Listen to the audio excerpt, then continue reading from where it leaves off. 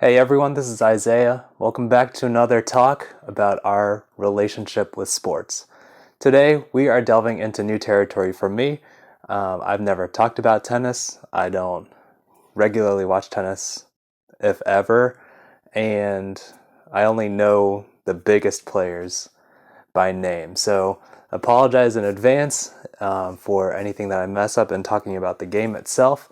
But I think what we'll find is that in this story today, what we talk about generalizes to all of sports and our relationship as fans to athletes and our participation in live games. So what we're talking about today is a story that broke recently with Naomi Osaka.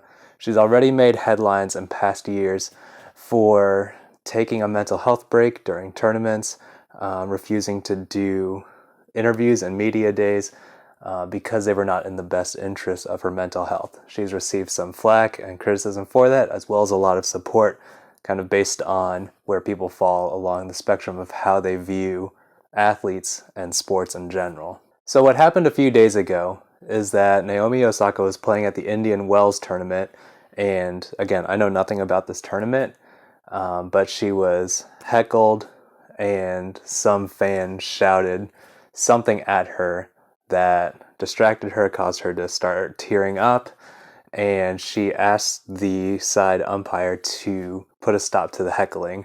What I gathered from the video and from news articles is that the umpire did not do anything about the heckler, and eventually Naomi Osaka used her time after the match to be able to talk about what happened and what was going through her mind. What happened in the end was that she later lost the match. What I keyed in on was a response from fellow players Rafael Nadal and Andy Murray, who in their responses seemed to sympathize with Osaka, saying that that was inappropriate behavior. But I think they tacked on something that was kind of telling about how we view sports and professional athletes, and that they said that as a pro athlete, you kind of expect that there are going to be fans who are going to make things personal, who are going to heckle, who are going to say inappropriate things. And part of being a pro athlete is being ready for that. And so what I want to talk about is, should that be a fair expectation of pro athletes? Is that something that they sign on for and that they should be ready for?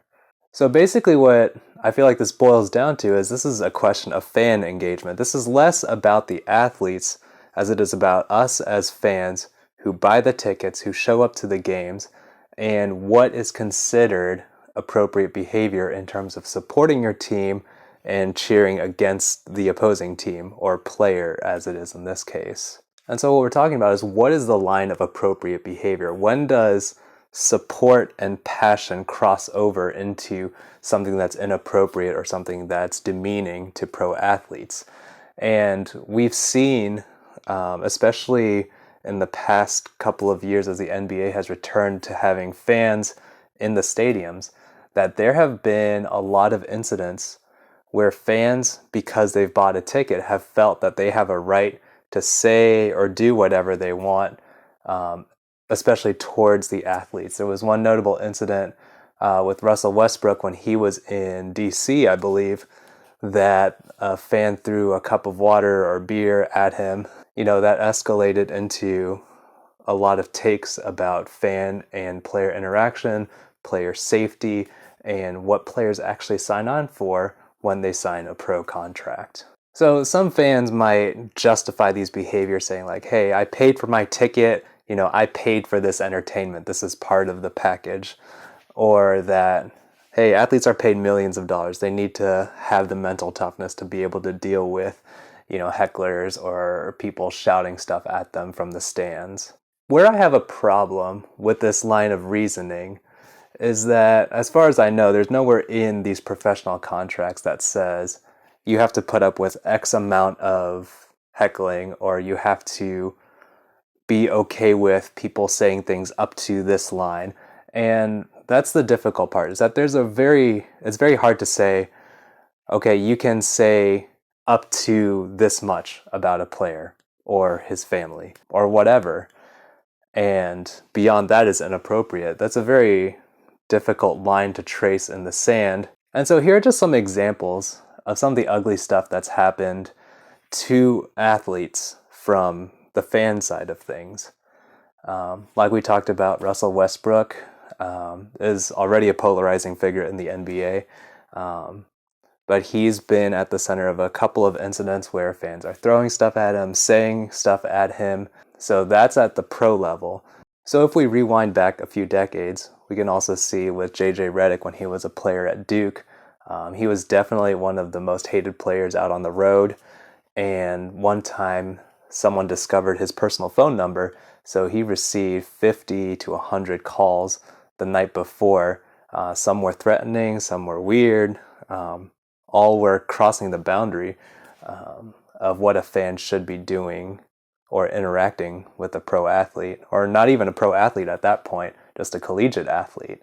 There were times when he was physically threatened or his family was threatened.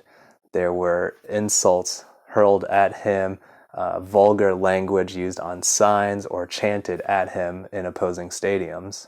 There was another story of when Kevin Love chose to attend UCLA instead of his native Oregon, and when he returned to Oregon to play an away game when he was at UCLA, that there were death threats leveled at him, leveled at his family members, insults when his family were in the stands.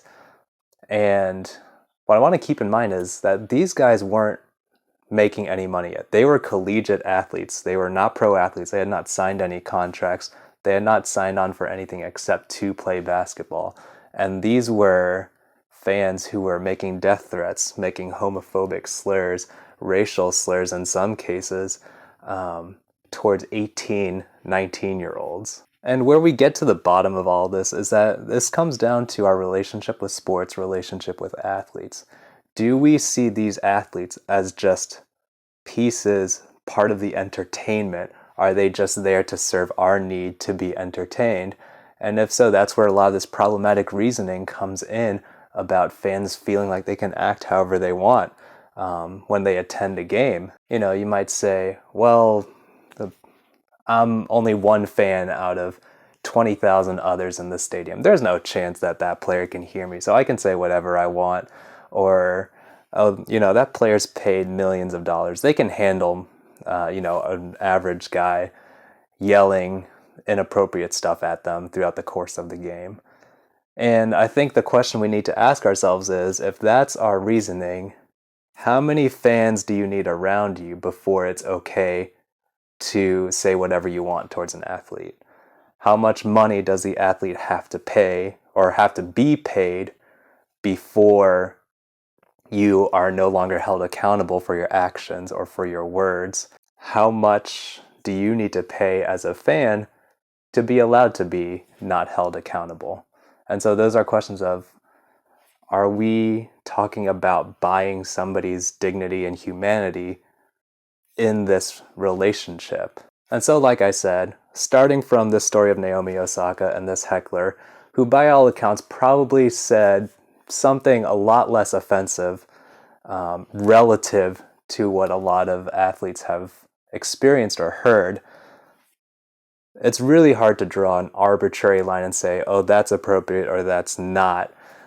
So I think it comes down to rethinking our relationship as fans with the athletes that we praise or denounce or heckle or insult, to say, are we treating them as our source of entertainment that we've bought and paid for, or are we going to treat them as people, as humans with inherent dignity?